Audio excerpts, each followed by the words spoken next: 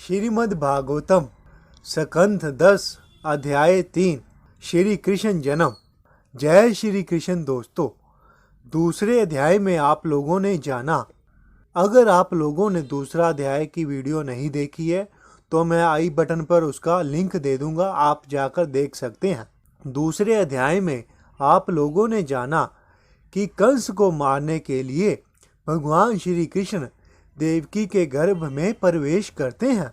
जब भगवान श्री कृष्ण देवकी के गर्भ में थे तो ब्रह्मा आदि सारे देवताओं ने उनकी स्तुतियां की। और अब अध्याय 3 श्री कृष्ण जन्म, इस अध्याय में हम आपको बताएंगे कि जब भगवान श्री कृष्ण प्रकट हुए, जब उनका जन्म हुआ, तो उनके माता पिता वासुदेव और देवकी ने यह जानकर कि भगवान प्रकट हो रहे हैं उनकी स्तुतियां की। और उसके बाद कंस के भय से भगवान के पिता ने उनको मथुरा से गोकुल वृंदावन ले गए। तो चलिए शुरू करते हैं आज की वीडियो।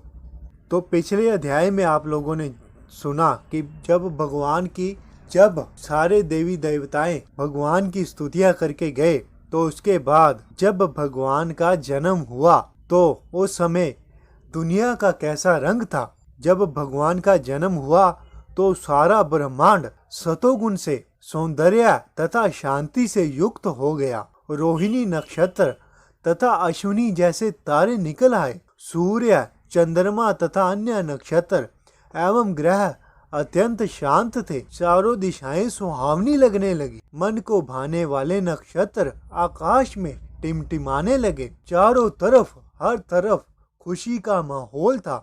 कोयलें गाने लगी, हर कोई खुश था उस समय। किन्नर तथा गंधर्व शुभ गीत गाने लगे, हर कोई प्रार्थना करने लगा। अप्सराओं के साथ विद्यार्थियां प्रसन्न होकर नाचने लगे। देवताओं तथा महान साधु पुरुषों ने प्रसन्न होकर फूलों की वर्षा की। आकाश में बादल उमड़ आए तथा मंद स्वर से गर्जना करने लगे। तब हर हृदय में स्थित पूर्ण पुरुषोत्तम भगवान विष्णु रात्रि के गहन अंधकार में देवकी के हृदय से उसी तरह प्रकट हुए जिस तरह पूर्वी क्षितिज से पूर्ण चंद्रमा, जिस तरह से पूर्ण चंद्रमा उदय होता है, क्योंकि देवकी श्री कृष्ण के ही समान थी।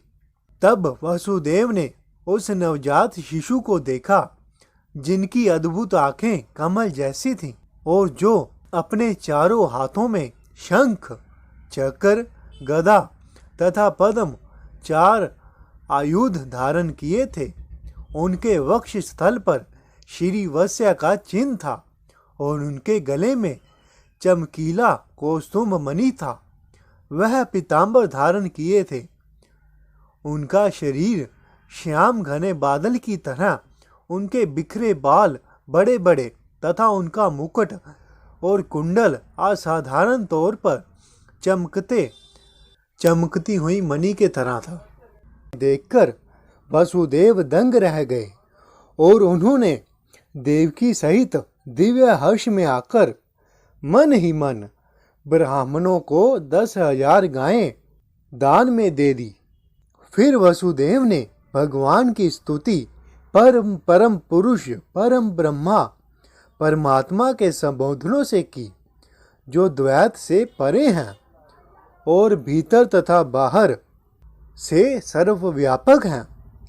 समस्त कारणों के कारण भगवान भौतिक जगत से परे हैं, यद्यपि वह ही इस भौतिक जगत के सृष्टा हैं। जब वह इस जगत में परमात्मा रूप में आए तो वह सर्वव्यापक होते हुए भी दिव्य बने रहे। इस भौतिक जगत के सृजन, पालन तथा संहार के लिए वह अलग अलग अवतारों में यथा ब्रह्मा, विष्णु तथा महेश के रूप में प्रकट होते हैं। इस तरह वसुदेव ने भगवान की सार्थक प्रार्थना की। उनके बाद देवकी ने भी भगवान की दिव्य प्रकृति का प्रकृति का वर्णन करते हुए प्रार्थना की। कंस के डर से तथा इस अभिलाषा से कि नास्तिक तथा अभक्त जन भगवान को समझ ना पाए, देवकी ने भगवान से प्रार्थना की कि वह इस चतुर्भुज रूप को त्याग कर 2 हाथों वाले सामान्य बालक के रूप में प्रकट हों। भगवान ने वसुदेव तथा देवकी को उन 2 अन्य अवतारों का स्मरण कराया जो पहले ही उनके रूप में प्रकट हो चुके थे। वह कृष्णगर्भ तथा वामन देव के रूप में प्रकट हो चुके थे। अगर आपको वामन देव अवतार की पूरी कथा सुननी है तो आप आई बटन पर मैं लिंक दे दूंगा, आप ऊपर क्लिक कीजिए, आपको वो वीडियो मिल जाएगी और आप भगवान वामन देव के अवतार के पूरी कथा सुन सकते हैं। उसके बाद अब तीसरी बार वह उनकी इच्छा पूर्ति के लिए देवकी के पुत्र रूप में प्रकट हो रहे थे। तब भगवान ने कंस के कारागार में बंदी बने हुए वसुदेव तथा देवकी के आवास को छोड़ने का निश्चय किया और ठीक उसी समय योग माया ने यशोदा की पुत्री के रूप में जन्म लिया। योग माया की ही व्यवस्था द्वारा वसुदेव बंदी गृह को त्याग कर एवं कंस के हाथों से बालक को बचाने में समर्थ हो सके। जब वसुदेव श्री कृष्ण को नंद महाराज के घर लाए तो उन्होंने देखा कि योग माया की व्यवस्था से यशोदा तथा दूसरे सारे लोग सोए हुए थे। इस तरह उन्होंने योग माया को यशोदा की गोद से लेकर बदले में श्री कृष्ण को रख दिया। फिर वह योग माया को अपनी पुत्री के रूप में लेकर वापस लौट आए।